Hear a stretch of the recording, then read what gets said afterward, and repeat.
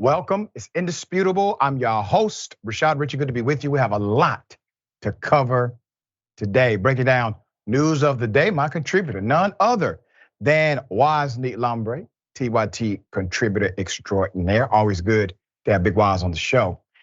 Top story of the day, ladies and gentlemen, we got a trial date.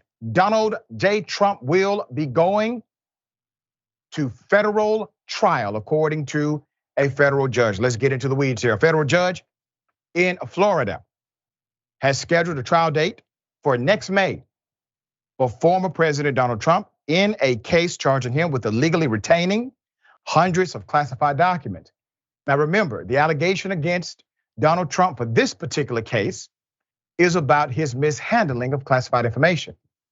Recent information has come forward that highlights the reality of his obstruction, intentional hiding of classified documents after he was served a subpoena by a federal grand jury. Those are citizens of the country saying turn them over.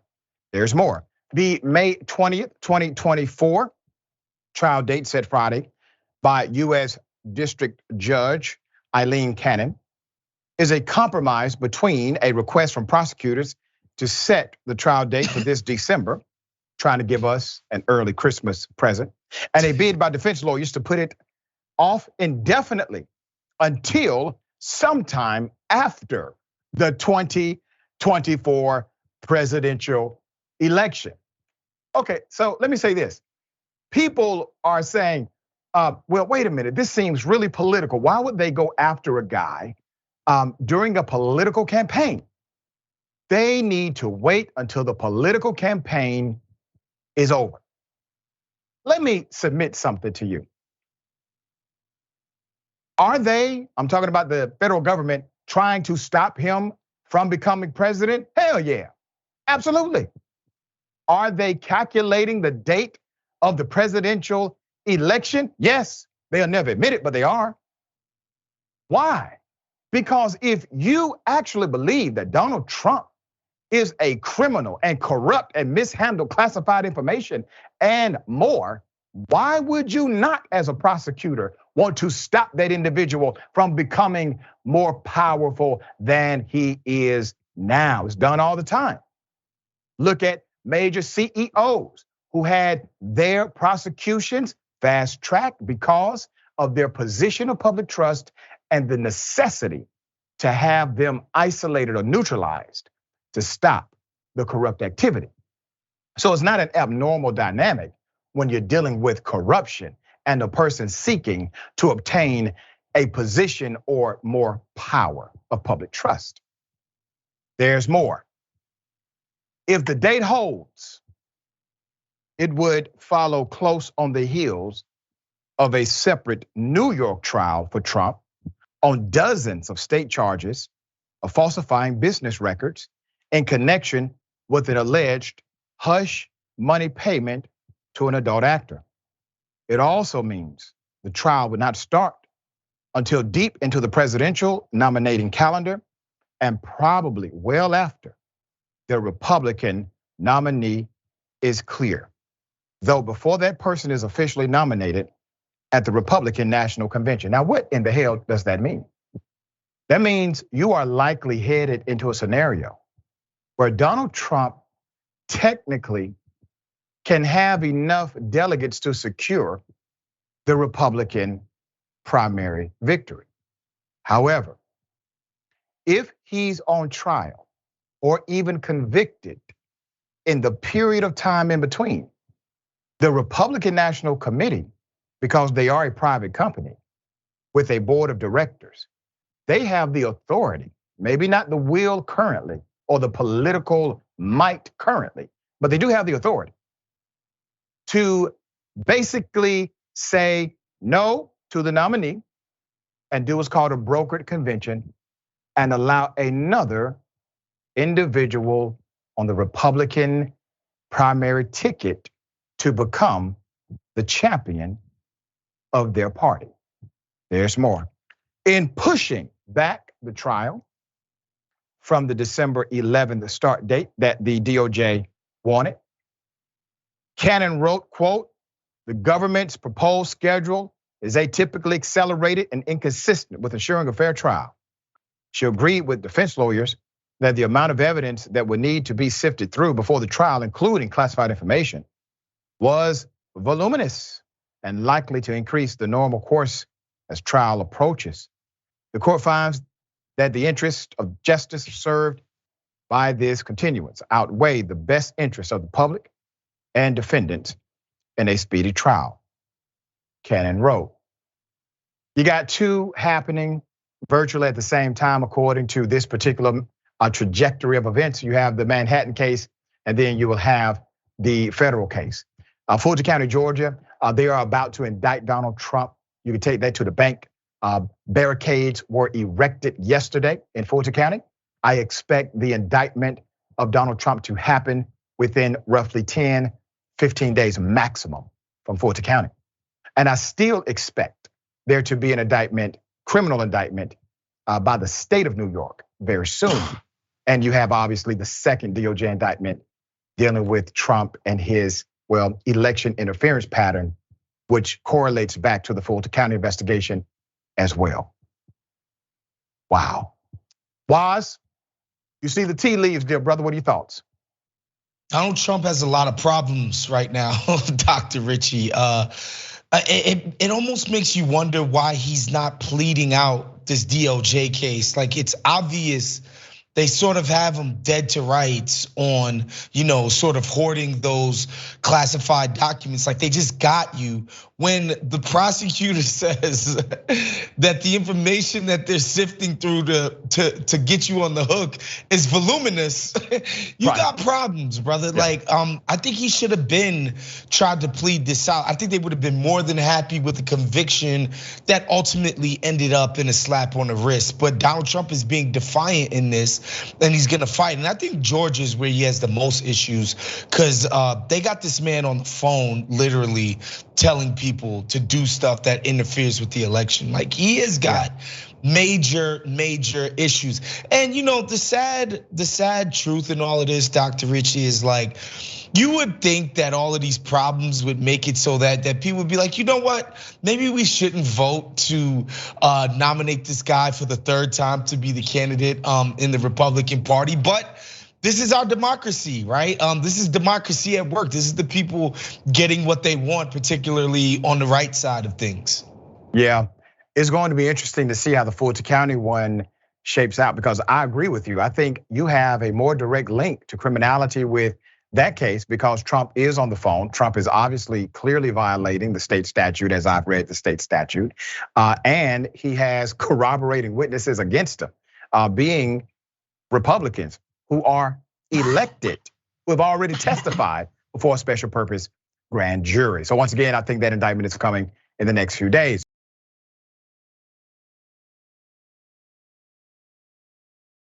Police officers fabricated information about a murder investigation.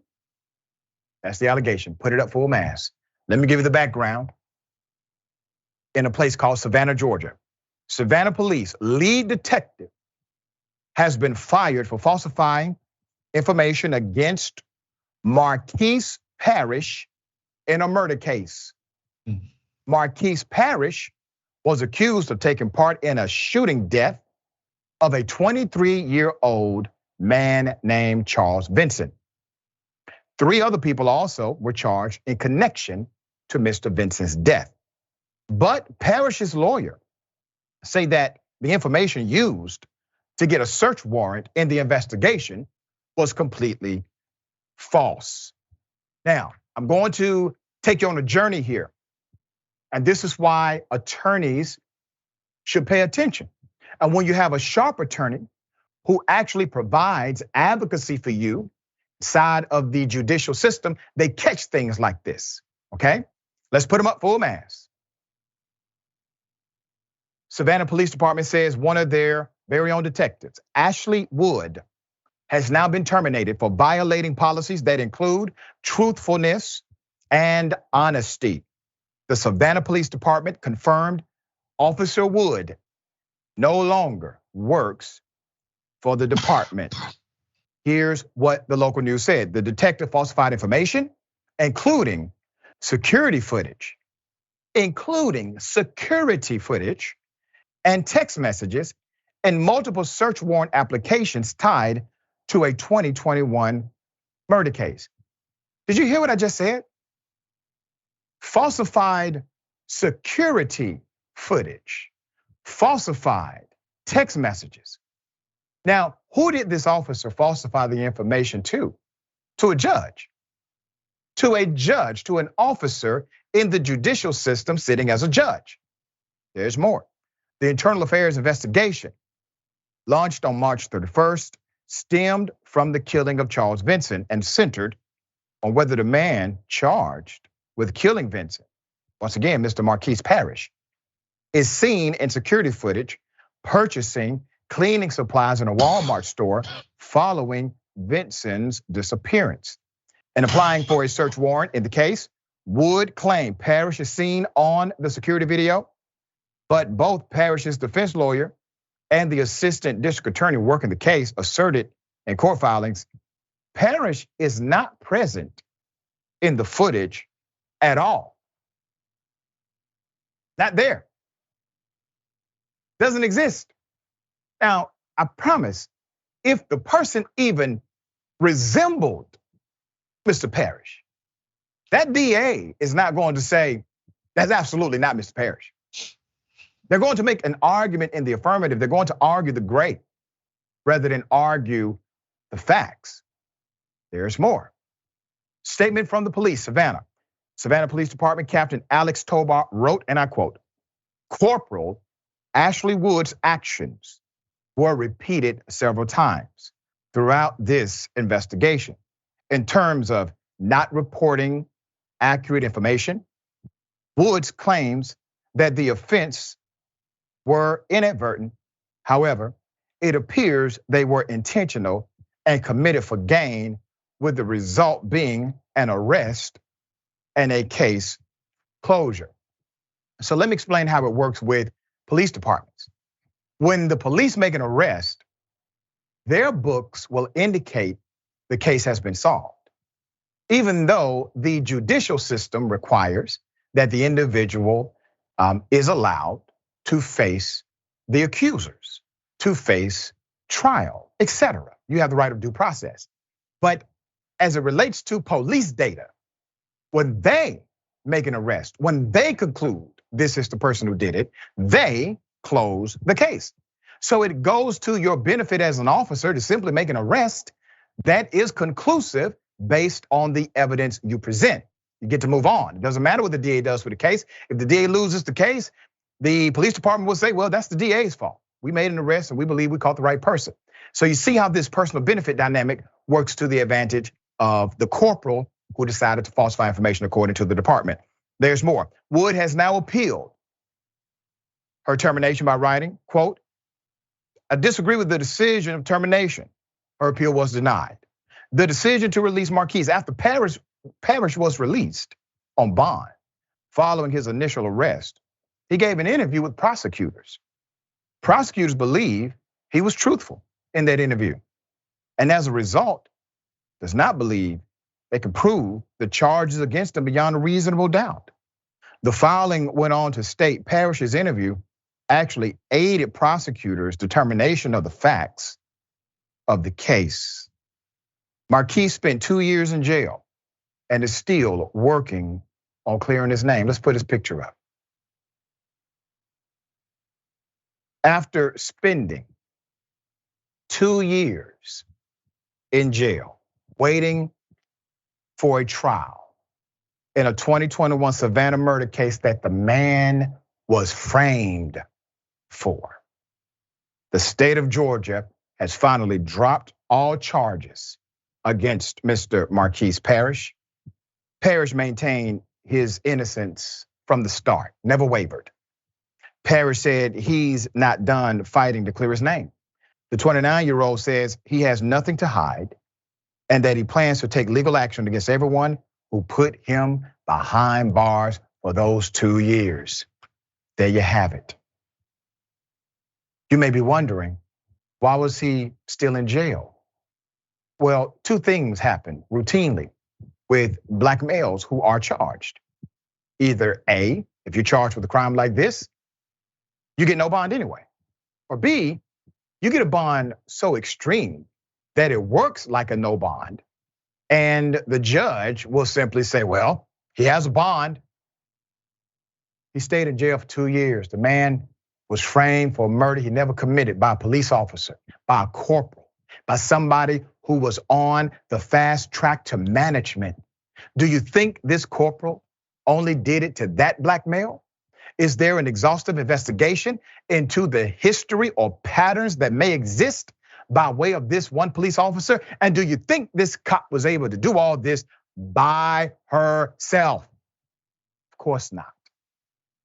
But Marquise Parrish had an attorney who paid attention. That attorney was the first domino that made all of their lives fall. This is the purpose of significant and good advocacy in the criminal justice system. We want to help clear the young man's name as well. Obviously, sitting inside of a prison for 2 years, waiting on a trial, knowing you never committed the crime and you know the information against you was falsified by the very officer. Who would believe him when he testified? He probably would have been advised not to testify, because if there's anything in his history, the prosecutor is going to bring it up as evidence of a pattern background. All right, Wosny in this case, even though 2 years later, he is exonerated, it is exposed what happened to him, but we know good and damn well this has happened to others and is happening to others right now in the United States of America. What are your thoughts? I think what makes this so insidious, Dr. Richey, is that this gets to the core of our justice system and the responsibilities that we entrust police officers, both men and women. It's about integrity. The entire system is based on this idea that when the cops bring forth evidence, we have every reason to believe that it's credible and that they're presenting stuff that they themselves think is real and true, right? Whenever the police present evidence in court, it's merely taken as fact. Oh, we got there, we saw the guy do this with his, he kind of twitched and I had to shoot him. We just take everything that they say to be fact. And so when somebody is found to be so obviously in violation of that fundamental trust and demonstrate themselves to have zero integrity, it calls into question the entire system that we run, right? And this individual, brother, yeah, he spent 2 years in prison or jail, as they would call it, waiting on a trial. He'll never get those years back. The damage to his reputation has already happened. It's horrible. I hope he gets some type of restitution. But beyond that, just overall as a system, like how can we trust anything that police department does, right? And I say this all the time. When the cops harass black people in high crime neighborhoods, they justify it by saying, look, you live in a neighborhood that's high in crime. Any of you guys could be a criminal. Why don't we use that same level of thinking with this police department? You got one bad apple that's out here committing crimes. What about your whole department? It's rare that we see that happen though, isn't that true, Dr. Richey?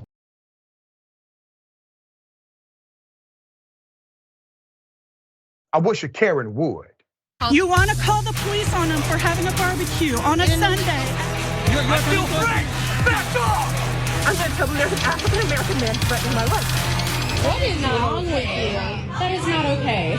No, is lesbianism okay? It is. Yeah. No, it isn't. Why isn't it? Because you touch children, you rape children. I touch children. Yes, because you're all evil. Oh. You're evil. God doesn't want you to talk that way to people. Do you go to church? Oh, I'll record you all day. Do you go? Oh, sweetheart. You know who I work for? Do you know who I am? No, nobody knows who you are. Okay, great. You ought to be ashamed of yourself. You should be ashamed of yourself talking to people this way. No, sweetheart. Yes, sweetheart. I'm actually very proud. Are you the manager? Yes, I am.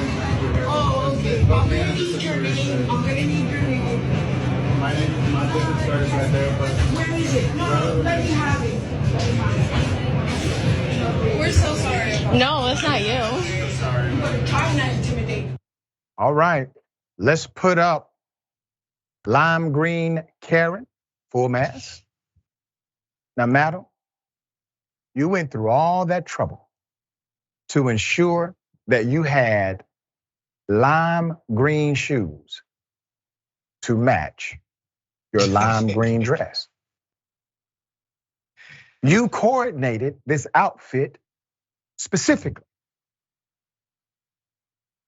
You go out into the public, you see a lesbian couple, and you decide to ambush them with your ignorance.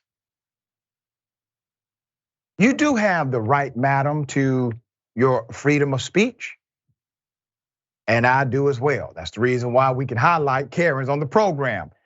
Killer Mike told me something, Wosny, that's very wise.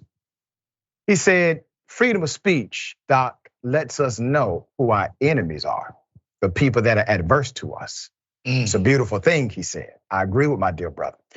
Very, very happy to see the anti-Karens in the midst who provide a challenge to this insanity and also a recording. And let me tell you how this helps with changing the societal reality that you see permeated from these Karens.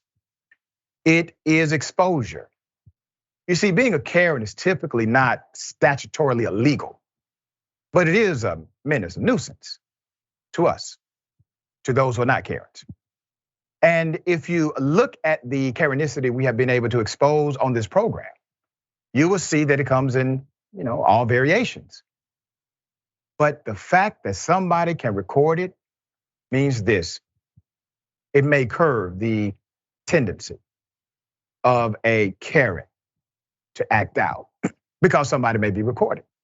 It could also alert those who are in positions of authority, management, law enforcement, etc., to the reality that whatever complaint you're receiving, if the person seems Karen-like to you, you may want to investigate further. All right, Wise, thoughts on this one? Immediately what struck me about this video was how the woman who was spewing all of this homophobia and anti-lesbian sentiment immediately went to the child molestation thing. And what that told me is that these people have been so thoroughly propagandized. I know a lot of us, particularly on the left, have made fun of the QAnon stuff and called it pretty kooky and ridiculous. But some of that messaging has slipped through. And everyday people have now internalized this insane notion that if somebody's gay, that means that they hurt children too, which is crazy. And so that's what struck me immediately, was how, obviously thoroughly propagandized this woman is. And then also, you mentioned the shoes. You're gonna do, an item like that, a neon green. You gotta go neutral. You see Dr. Richey with his beautiful suit. The blue tie is popping. He's gonna rock a black shoe, a brown shoe with that. He's not gonna do the blue gators the way we used to do back in the days. We've elevated past that matchy with the non-neutrals, right, Dr. Richey? That's right. Now, if you would have caught me in, let's say, 94. All right.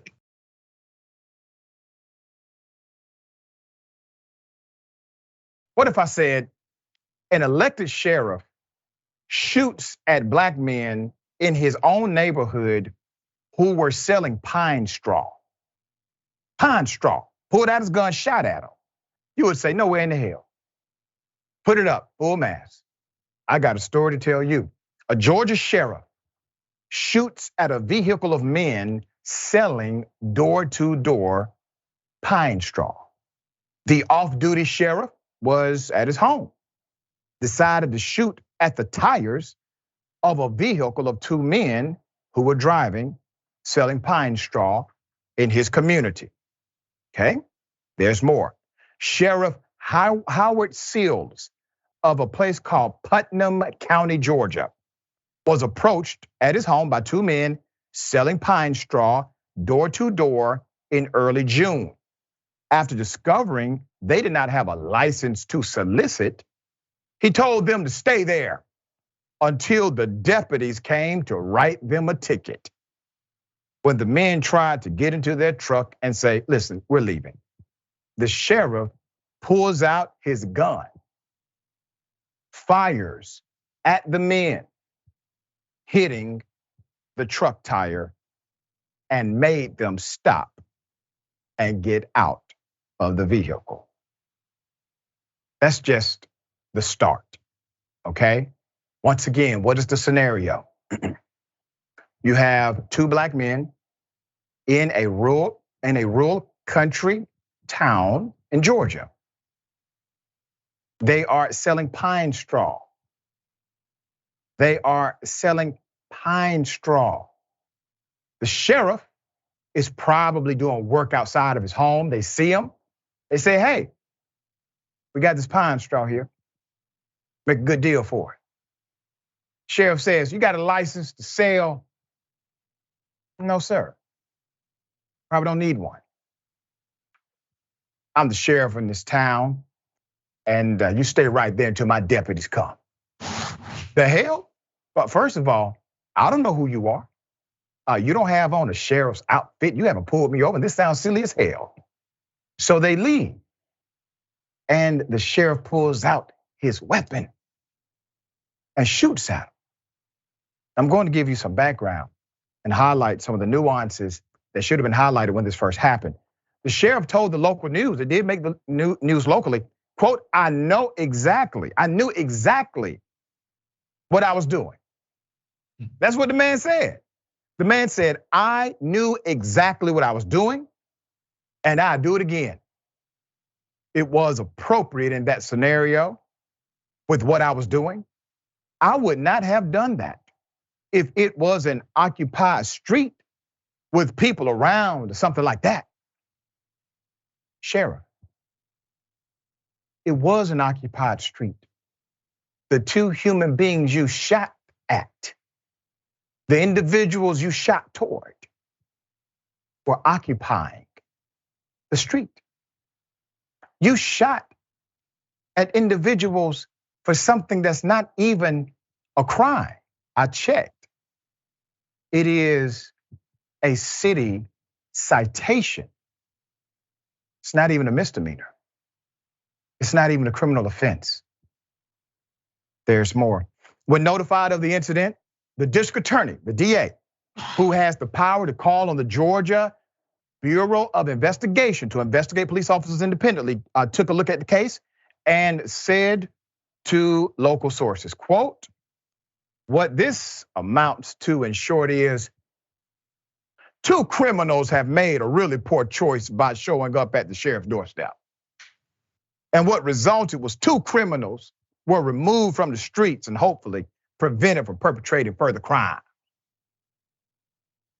The DA, Barksdale, also admitted he is personally close to the sheriff. Quote, he wanted to disclose up front that he was extremely close to the sheriff, according to unionrecorder.com. DA Barksdale is the same attorney who cleared the cops in the death of Breonna Greer, who fell out of a moving cop car while being handcuffed. We covered that right here on Indisputable. District Attorney T. Wright Barksdale III also confirmed to the Daily Beast that he personally knew Lieutenant Primus, one of the sheriff's deputies, who arrested her. Damn. It sounds like, Mr. DA, that everybody you personally know, they can get away with things that seem questionable or criminal. And you are okay with publicly saying, I know them personally. This is new to us. Nobody is really covering it up. The sheriff did a press conference, said, yeah, I did it, I'll do it again. DA said, yeah, he did it. And the people he shot at were two criminals that we got off the street. Let me be very clear about the law. Every police officer that we have spoken to about this, and the two attorneys that we consulted, made it very clear. Police officers on duty, off duty, post-certified cops, they do not get to shoot at individuals when there is no actionable felony being committed or the threat of somebody's life in danger, including their own. You cannot make the argument here that one of those exceptions applied. These men were shot at because of a citation. They could have died. They could have died. So while the sheriff did his press conference, doubling down and admitting to the offense at hand, and the DA backs it up, understand that the law is very clear. You discharged your weapon at individuals who, according to your own words, only committed a citation infraction. We reached out. We wanted a comment from Sheriff Seals, who told us, and I quote, "I committed no crime in the way I handled the incident and cannot understand why anyone would think I have. As for my relationship with District Attorney Barksdale, we are close friends and have a close working relationship. I have been personal friends with every district attorney whom I ever worked with throughout my career." It continues. "He is well within his authority to request the Georgia Bureau of Investigation to investigate me. If he believes I have perpetrated some criminal act, he further has the authority to bring any evidence that I committed a crime before a grand jury, should he want to. And such a jury could return an indictment against me, should a majority of the jurors see fit to return a true bill. We also reached out to Barksdale. Barksdale is a little smarter than the sheriff. Barksdale decided not to reply, not to respond. Now, they're going to try to muddy this story up. I got this story because of a tip from an officer. Understand where we got this story from. I'm not in Putnam County. A cop contacted us to give us this extreme miscarriage of justice because they see it for what it is.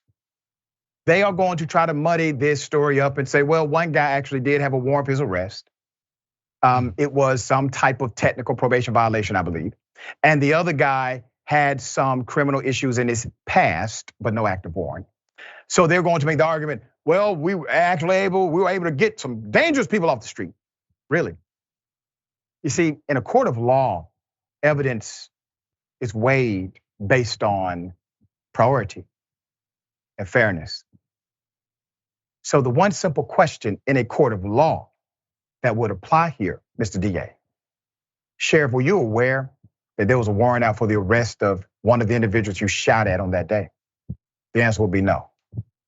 Sheriff, were you aware that a citation is not in fact a criminal offense? The answer will be yes. Sheriff, were you aware that discharging your firearm toward individuals without there being an actionable felony committed, are you aware that that is considered to be adverse to protocol and illegal? It would have to say yes, because he has been post-certified and they teach you these rules there. So why has he not been investigated? All right, wise thoughts. Obviously, this is just a horrible, disheartening incident, and you know this because you're a student of the law currently yourself. You're familiar with the concept of equal protection under the law. Apparently, in Putnam County, it's equal protection under the law so long as it's not the goddamn sheriff transgressing against you as you're out there trying to earn a living for yourself and your family.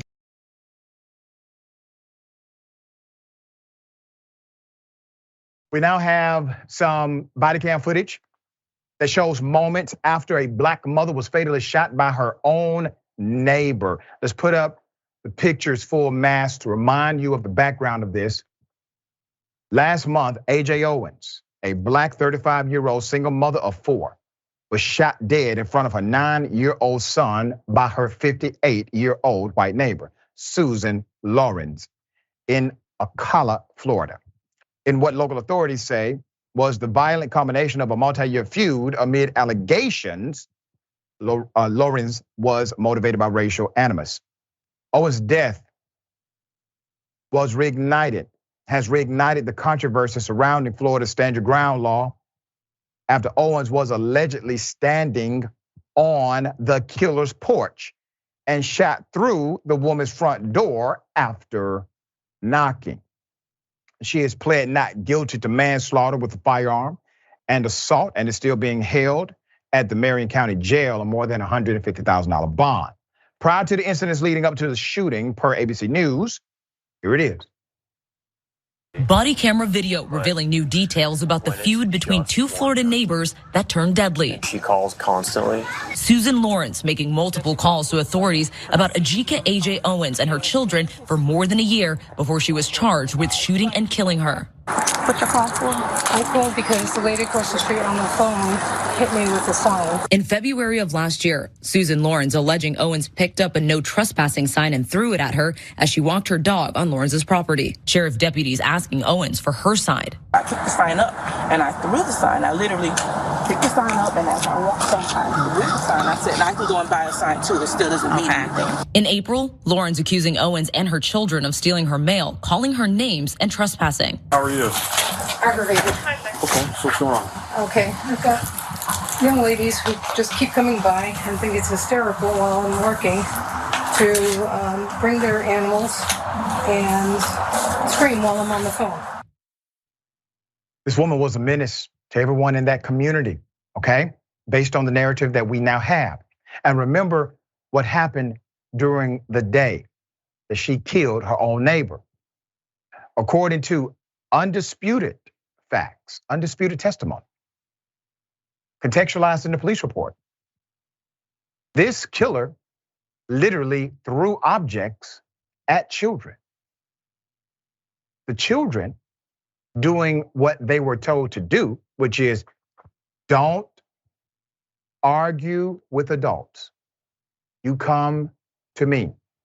They went to their mother based on the guidance, the proper guidance she gave them. The mother hears this from their children. The 9-year-old comes with the mother. Mother knocks on the door to have an adult conversation, which anyone would have done. And without provocation, is shot and killed in front of her own baby. Let's put up the screenshot. Now, WESH2 News has obtained a new body cam footage from the night Owens was killed, and the outlet explains the footage, reveals a lot. Some of it is hard to watch. When deputies arrived, the killer was still inside of her home, as deputies can be heard ordering. It's the Marion County Sheriff's Office. Come outside with your hands up. Moments later, she was in fact in handcuffs, as you can see there. The only time she can be heard in the footage is when she's handcuffed, and when deputies gather her information, she's being placed in the patrol car. Show me your hands, show me your hands, turn around. Where's your hands? Anybody else in the house? A deputy said in the body cam video. Can I just get my water? The killer asked the deputy. No, you are not under arrest. You are being detained, a deputy said in the body cam video. Okay, I understand that, the killer says. A new video also shows the moment Owens' kids find out their mother did not survive. WESH2 News chose not to show that video out of respect to Owens' family. Let me give you details. According to Marion County Sheriff Billy Woods, deputies at about 9 p.m. on Friday, June 2nd, responded to a call regarding alleged trespassing at an apartment complex. While en route to the address, deputies learned that there had been shots fired upon arriving at the scene. They located an adult female victim, later identified as Owens, suffering from a gunshot wound, and immediately began rendering aid until medics could reach the area. Unfortunately, she succumbed to her wound and was pronounced dead. Prior to the shooting, the children of the victim were playing in a field near their home when the shooter yelled at them to, quote, get off her land, and called them racial slurs. Attorney Ben Crump, who's representing the Owens family, said in a press release, additional reports state that the killer also allegedly threw a roller skate at one of them, talking about the kids. Following the arrest, Owen's mother, Pamela Diaz, spoke about all her grandchildren have lost with the death of their mother, and she spoke about the burden they now carry. Owen's 9-year-old was with his mother when she was killed. In his soul, in his heart, is his fault that his older brother, his baby sister, and his baby brother, as well as himself, would never see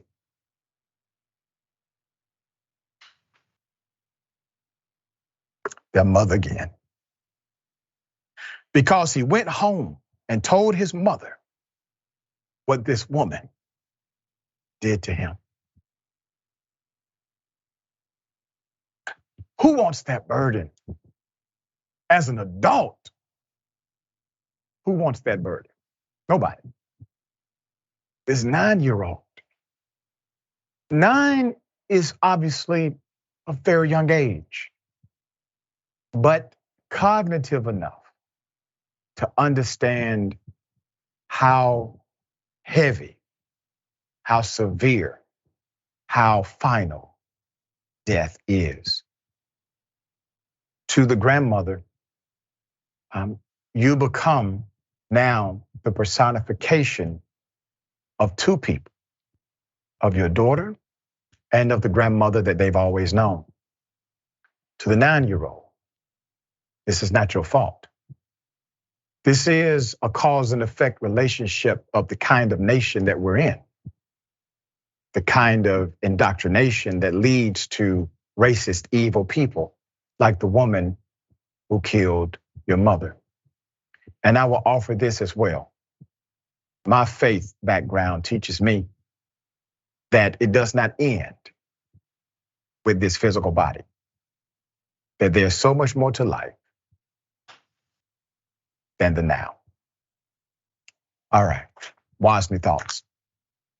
I believe I was on with you guys when this story first broke. It's just obviously just tragic. The footage in the aftermath where this woman is sort of resigned to the fact that she just committed one of the most heinous acts. She didn't even put up a fight. She knew that she had done something just completely horrible and tragic. I don't know how a family picks up the pieces after something like this.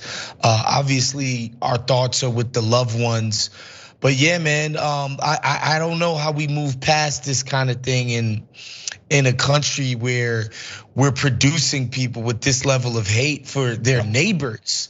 You know, this isn't even an encounter with some stranger out and about. Like, these are the people that you're in community with. That's right. And you're having these kind of conflicts that lead to death.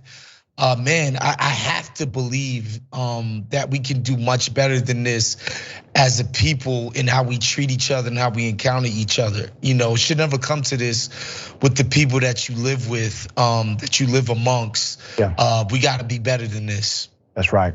We will follow this as it develops.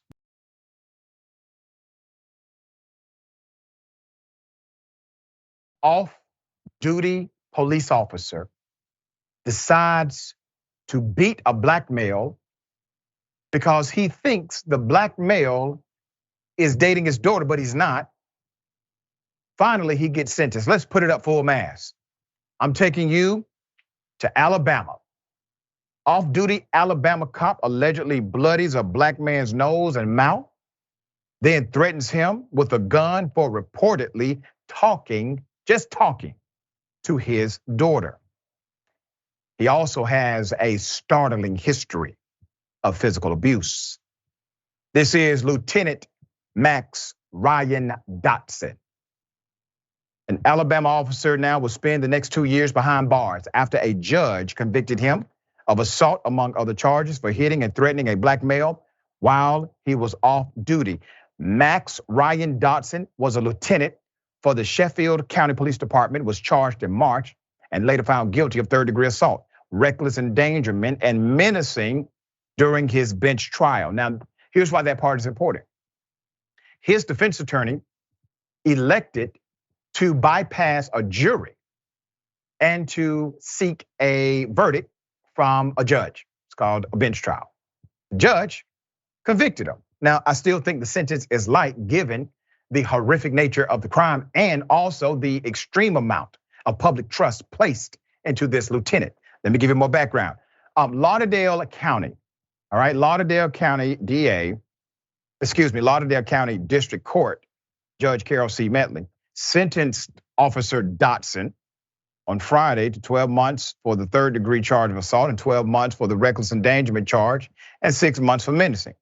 In December 2022, Lieutenant Dotson approached DeMarcus Key and alleged he had said something to his daughter. Key kept insisting that he said nothing to Dotson's daughter and did not know her. The two get into a verbal altercation that quickly turned physical. Then Dotson stepped back and pulled his gun. Key was struck multiple times in the face and left with a bloodied nose and mouth. The off-duty cop also threatened him with the gun, according to a civil rights attorney, our dear friend Harry Daniels. Dotson was arrested on March 28th and booked into the Lauderdale County Detention Center, but released the same day on a small $1,500 bond. He was also placed on administrative leave following his arrest.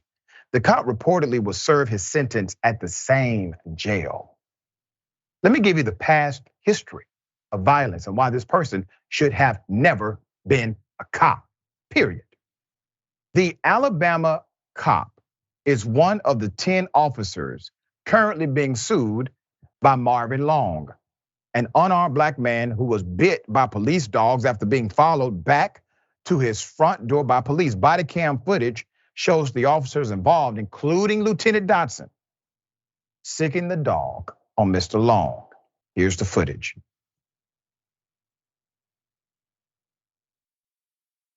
Is this your property? Go, man. Is this your property? Big fat boy. Go, man. Is this your property? Go, man. Nope. It's gonna be my property. How you doing, bro?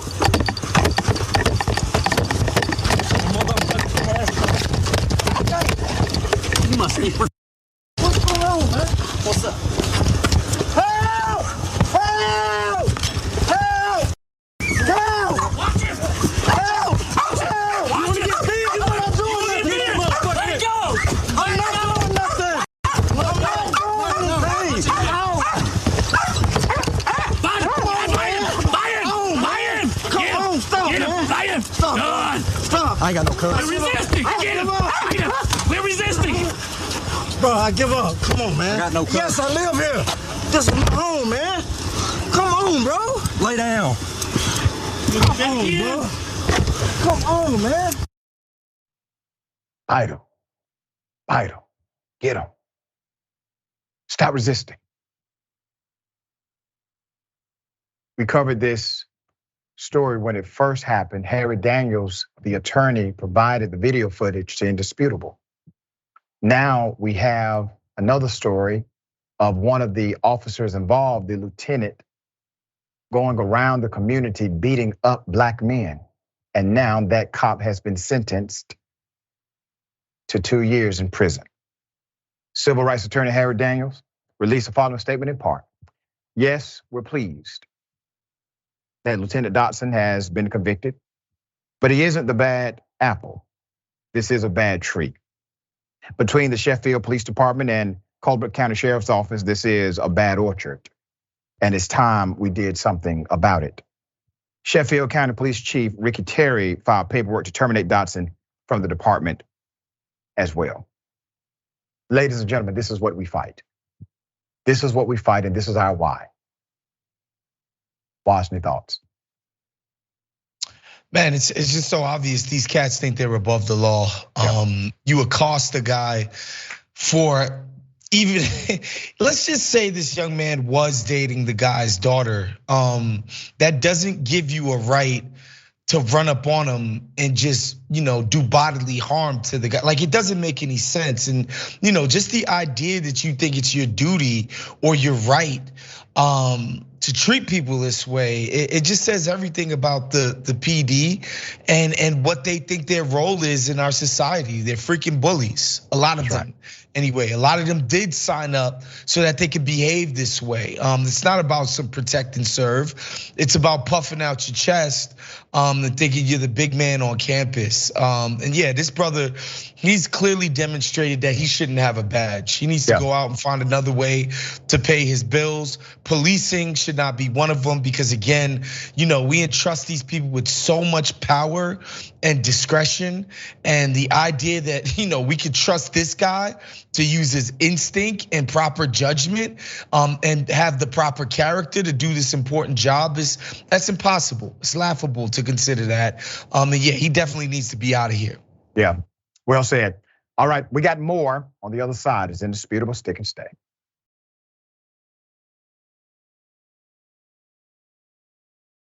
Well, let me say this. There are cops who decided to call children ghetto and other words I cannot say on air, but they're still, they're going to be on duty. Put up the picture. 2 Sacramento police officers will still have their jobs, despite being under investigation for calling a group of minors ghetto and improperly handcuffing a black teenager during the incident. Newly released documents show on October 2021, Sacramento Police Chief Kathy Lester reprimanded Officer Brandon Lundgren for discrimination allegations and his colleague, Officer Connor Lawrence, for using excessive force associated with a 2020 incident.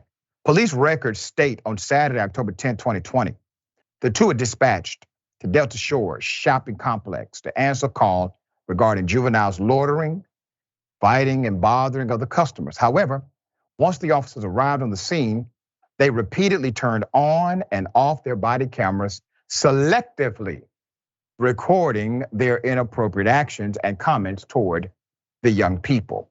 According to a disciplinary letter released by the department during that time, the camera was on. It captured Lawrence, one of the officers, asking his partner, "How many of these kids you think are drinking lean and ish?" One of the officers, his partner, answered, "All of them." Abuse of power, let's go to it. The department said they failed to use their training regarding the Racial and Identity Profiling Act and use force even when it wasn't called for. An example of this is when Officer Lundgren had a conversation with one of the young black teens about having guns to be cool to their friends and referring to the young people as a pack of wolves out there destroying the community. To add insult to injury, the letter said the footage recorded the officers calling the kids ghetto and another word I cannot pronounce on air, and saying they should just grab somebody when approaching the kids. The comment about grabbing any of the kids gathered was made multiple times. The officer also said to the 14-year-old black child, quote, "Okay, you're the first one," and proceeded to handcuff him and place him in the backseat of a patrol car. According to the letter, the team was handcuffed for 27 minutes. However, no one from the department documented the incident. This is a crime against a minor. Phony consequences. Despite public outcry, both officers were only required to complete training a year after the altercation. Officers Lawrence and Lundgren were required to attend a 3-day immersion training course that involved resilience, compassion, and leadership for law enforcement. Both of the officers involved, the city and the Seattle Police Department, have remained silent about the release of their records and have not addressed the severity or appropriateness of the reprimand they received for their actions. Community organizer Sonia Lewis said, and I quote, "People in the black community have stressed for too long that training doesn't deter this type of behavior. It's a culture, it's a norm of law enforcement. I would like to see suspensions unpaid. We need to hit them in the pockets too often when something really goes awry. It hits the taxpayer in the pocket when huge settlements are paid out for wrongdoing by cops. That's one way to do it. Thankful for your advocacy and leadership. Another way is to, 1, fire them, 2, investigate them criminally, and 3, make sure the young men who had this happen to them sue. All right, Wosny, thoughts here? Is it too much to ask that these guys don't have absolute and utter contempt for the communities they serve? Right. Like, is that just too much to ask? Even when, I mean, like, this is before we even talk about the idea of just kids, children, can we just do that? Can we just not look at these guys as vermin, as blights on the society, and as people, and treat them as such? Like, I feel like that's not unreasonable and ask, Dr. Richey. Not at all, and it's unfortunate that it's come to, well, that low of a bar. Just don't be, racist openly against our communities. Yeah. Insane.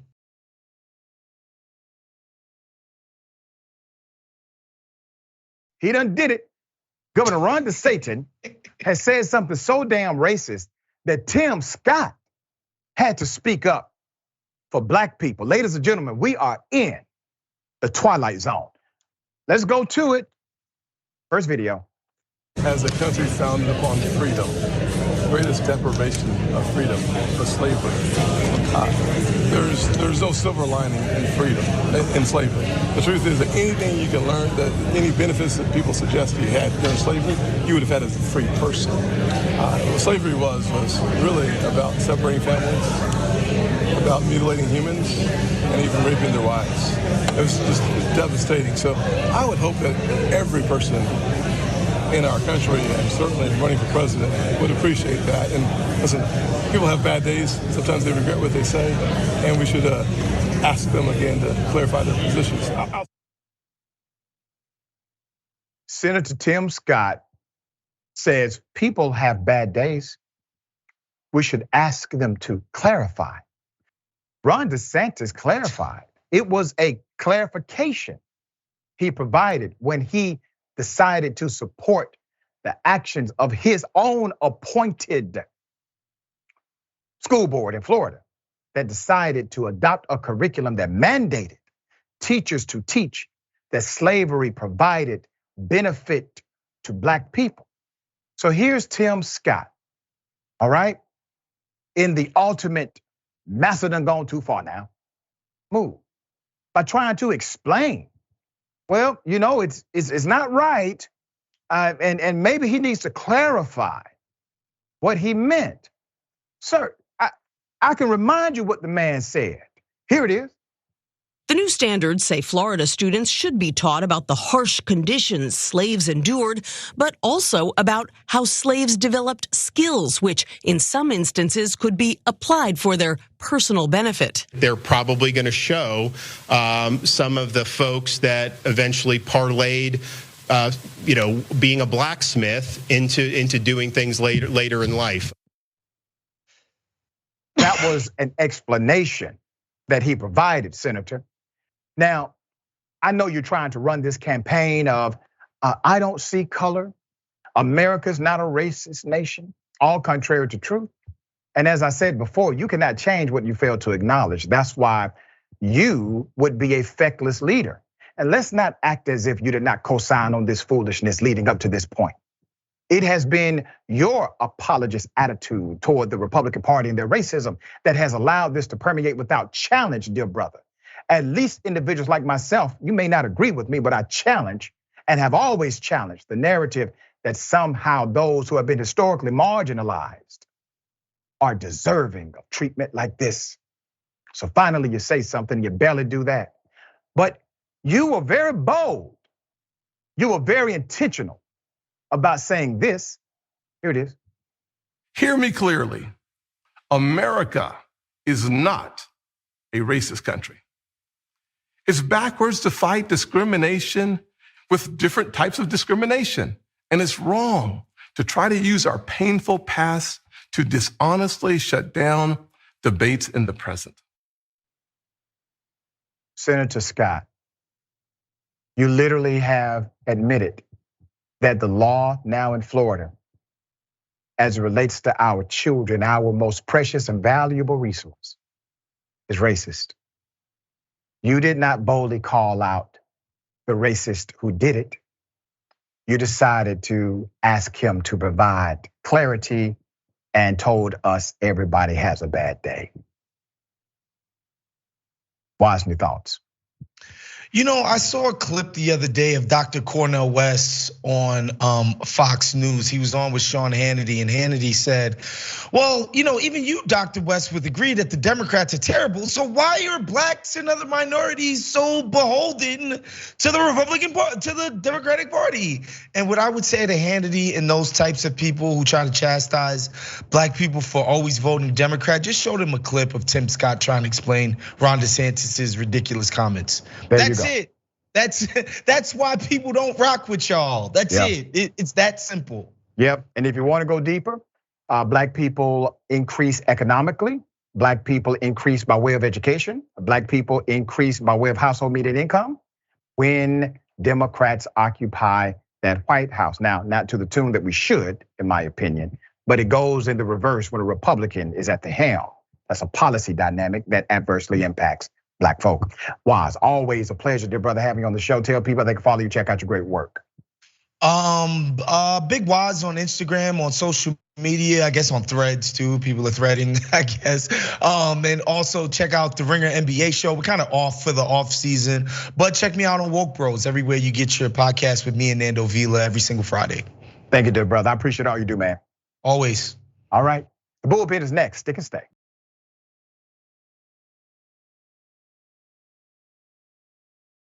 Welcome to the bullpen.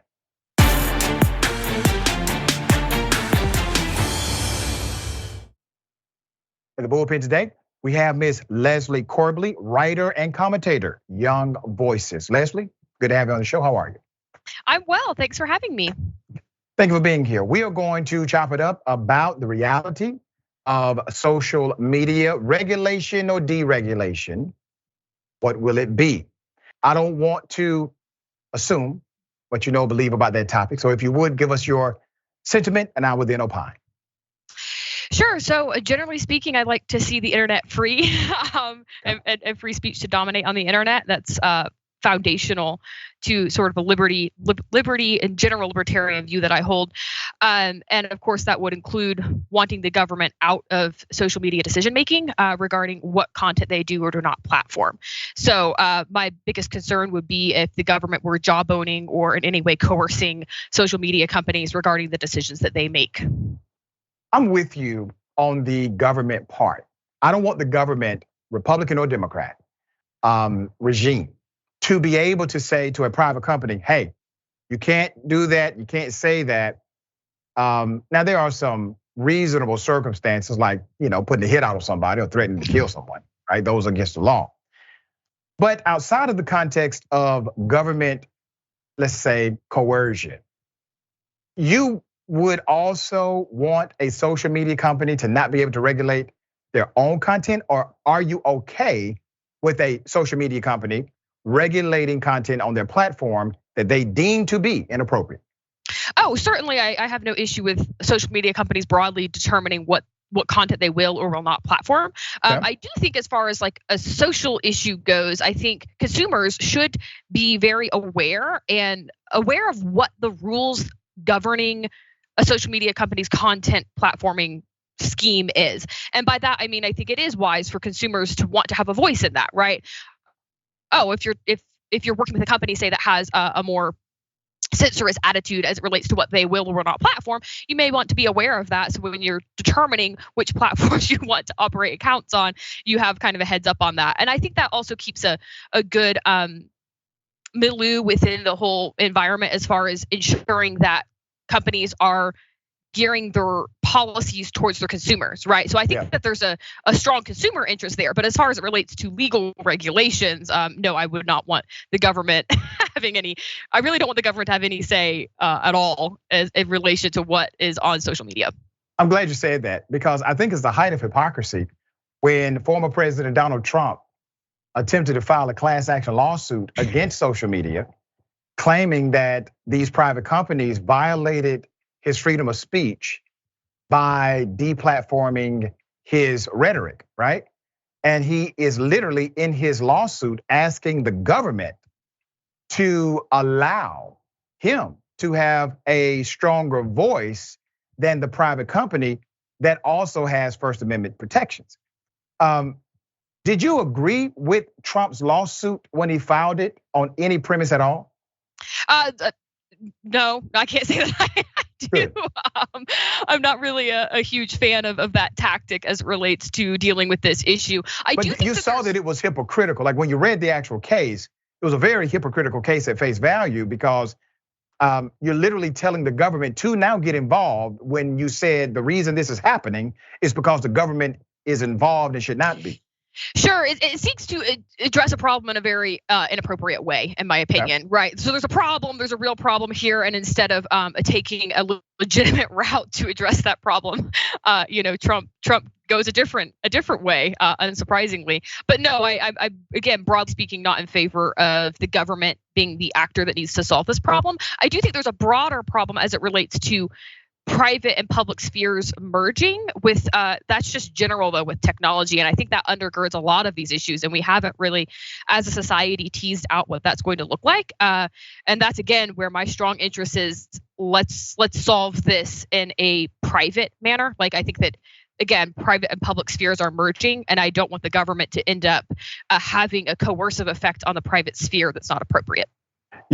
I'm so happy that you have linear integrity about what you believe. Because we have had individuals on this program who literally will make the same argument that you're making, that government should not be involved, and then support Donald Trump's lawsuit where he's asking the government to be involved in social media. You're not making that contention here. You're remaining linear in your logic, and it does make sense. You do have some nuance that's worth trying to, let's just say, detangle. Let's talk about Section 230. Sure. Section 230 obviously was a way for certain platforms to not receive civil penalty because they're not really publishing content. They're simply allowing you to publish content. And that means if you publish content on their platform and you are, let's say, defaming someone, that the company that you published the content on their platform cannot be held liable, but you still can be held liable. That has permeated into something else now because of the advent of social media and how we look at platforming technologies. What are your thoughts about Section 230 and how it applies today or should not apply today? Sure. So as to Section 230 itself, I don't have a lot of like really strong opinions on legal changes to that. I think that there's a lot of nuance and a lot of strong arguments on both sides that I've seen, and I have a really strong opinion on that. That being said, I do think consumers need to be aware of what the environment right now on social media looks like, because in my opinion, what I really want to see is to see consumers take more ownership of the public conversation itself and start to place more costs on companies for what they perceive to be poor behavior, so that the entire social media ecosystem is more driven to consumer needs rather than the opinions of regulators or government actors or really strong, maybe social media influencers. I would really like to see it be more consumer driven. Every person, and I agree with you on that notion, every person literally signs a user agreement before they are platformed, right? Trump had to sign a user agreement too, even though obviously he forgot about that contract when he sued those same social media companies. Now, personally, I don't want a social media platform that allows for racism, N-word, etc. Because I have a daughter and I have young mentees. I don't want them exposed to that because they are on the platform. All right, I would prefer to protect them from it. So I'm okay with the private company saying, these are our rules. This will get you deplatformed. Don't do it. If you do so, it'll be at your own peril. You're not arguing like, let's say, Elon Musk once argued. He doesn't argue that today as much. But you're not a purist in that sense. You're not saying all speech, no matter what, should be allowed and companies should have no right to regulate that kind of speech. That's not your argument. No, that's not the argument I'm making right now at all. Weirdly, what I'm saying is I think there's actually a bias that I want to bring up in the tech sphere, and a bias towards the idea that information traveling as quickly as possible to as many people as possible through as many like mediums as possible is sort of always a good thing. And I think that it can be depending on the context. And I think a lot of what we're missing at the time right now with social media and with our conversations in the sphere is context itself. Like there are times when allowing as much speech as possible in a private setting is more beneficial. And then there's times where you can have a more private event or something where limiting the type of people there or limiting the speech there has benefits as well. So I think a lot of it's context dependent. And of course, I want companies to be able to allow whatever speech they would like. Yeah. I just don't want the government to have anything to do with regulating speech in any way, shape, or form in the public sphere. Well, that's what the Constitution basically says. Once again, with appropriate restrictions or allowances for that. I will say this: 57% of Americans are actually in favor of the regulatory dynamics that exist contextualized in the private company, not the government, but the private company. And only 15% of Americans, based on the YouGov.com survey, actually would like to see less regulation as it relates to these private companies. Private companies, at the end of the day, they're the ones who have to drive this ship, not the government, and obviously not a lawsuit telling the government to get involved. Yeah, I think at the end of the day, individual responsibility also should drive this as well. That's what I mean as someone who cares a lot about freedom and responsibility. I think that those run together. And I would really like to see the public conversation geared more towards the consumer rather than I still think that's really what's governing the conversation right now. And I would prefer to see that driving the ship rather than the desires of regulators or the kind of job owning that we're seeing right now that sort of tends to drive where the conversation is headed. And of course, I do think, again, from a consumer standpoint, I think consumers should be very aware of this, like, for instance, the size of a social media company, the kind of values that they espouse to have so that they can be aware as they're navigating what is an increasingly complex media landscape, what it is that the company stands for and whether the consumer wants to engage in a specific manner with that company. I think if individuals take quite a bit more of an empowerment stance within this sphere, it would have a lot of benefits. I think it would definitely transform some things. Truth Social, for example, Donald Trump's social media platform, they had a premise in the beginning that basically said everybody's welcome, you can say what you want to say. I joined just to mess with them. I was deplatformed immediately. So it shows the hypocrisy in their own proclamations about how this should work. I'm with you on the private sector part. I've always believed that the consumer should drive the ship with the private company. The government getting involved is messy, but let me give you a nuance even to that. Let's say the government has a list somewhere. It could be CDC.gov, it could be the White House. And they say, these things we hold to be true. These things we hold to be false. And a private company said, you know what? We're going to look at that as part of our weighing of what we decide to classify as misinformation or not. Do you think that, and I'm not talking about coercion, no contact. I'm talking about literally a document they can go to, it's online, produced by the government, they utilize it privately as a way to weigh their own internal structure. Do you have a problem with that? As far as a hypothetical, no. If the company is clear about what they deem to be misinformation and what the rules governing deplatforming are, I think that's fine. As to what's actually currently occurring, I would say it looks quite a bit more coercive at the moment. And as far as hopefully solutions in the future, I would like to see there be more transparency from the companies, less contact with the government overall, and a better ability of consumers to engage in ways that empower consumers rather than lead to sort of the, like you mentioned, a lot of hypocrisy on all sides stemming from the blending of these private and public spaces. Yeah. Very thankful for your thoughtful debate. I appreciate you. We're going to have you back on the show, okay? Thank you. Absolutely. All right. Remember, take care of yourself, take care of each other, take care of the planet. Remember, the truth is always indisputable.